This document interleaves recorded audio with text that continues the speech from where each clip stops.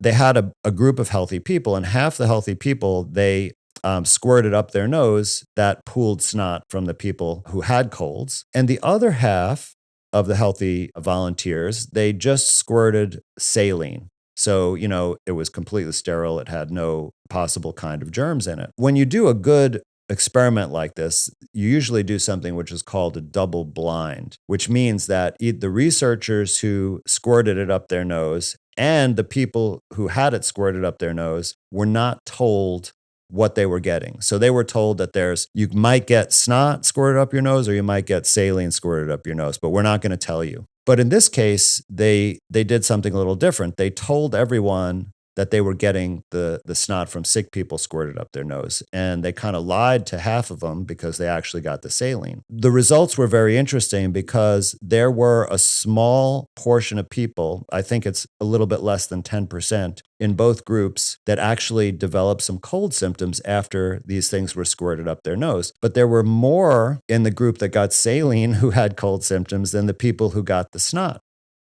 And then they did another interesting thing where they then told the people who got the saline that they didn't get the snot, they actually got saline, and their cold symptoms disappeared within a few hours. The snot from the sick people is not what gave them symptoms. It was the belief that they were getting an agent of disease. Yeah. And once that belief was rectified, they no longer manifested the symptoms.